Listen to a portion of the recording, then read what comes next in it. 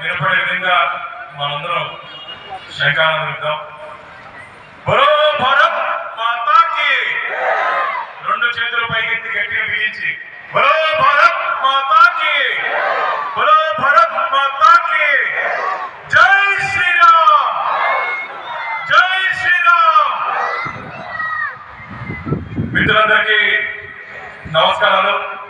మిత్రులైన ఈ వేద భూమి, పుణ్యభూమి, పురాణ భూమి అయినటువంటి ఈ భూమి మీద, ఈ గడ్డ మీద పుట్టడమే మనం చేసుకుంటే అదృష్టంగా భావించాలి. మిత్రులైన మన పూర్వీకులు మనకిచ్చినటువంటి వారసత్వ సంపద మన సంస్కృతి సాంప్రదాయాలు. దురదృష్టవశాత్తు ఈరోజు హిందువులు కొంతమంది అన్యమతానికి పోతున్నారు. నేను ఒకే నిమిషం మాట్లాడతాను. 3 మేకులకే మరణించినటువంటి యేసు దేవుడైతే, 3 మేకులకే మరణించినటువంటి యేసు దేవుడైతే, చిటికిన వేలుతో గోవర్ధనికి నిలిపినటువంటి మన కృష్ణుడే కావాలి.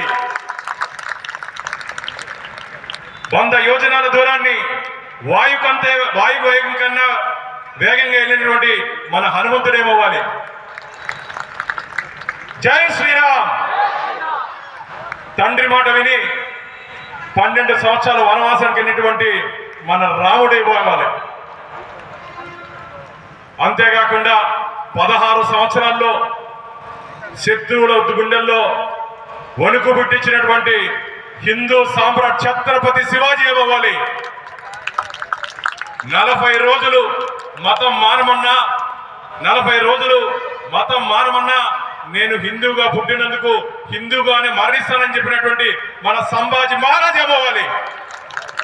ఇవన్నీ ఎందుకు చెప్తున్నానంటే, ఈ మధ్య కాలంలో హిందూ మతం మీద దాడి జరుగుతోంది.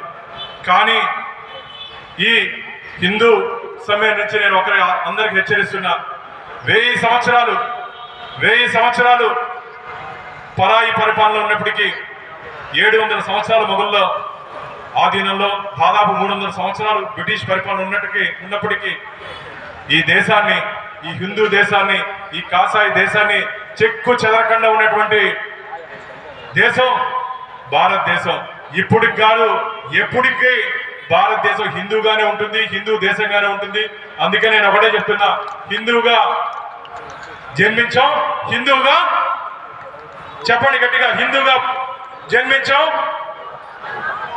కాబట్టి మన సాంప్రదాయాల్ని, మన కట్టుబాటుల్ని కాపాడుకోవాల్సిన అవసరం ఉంది.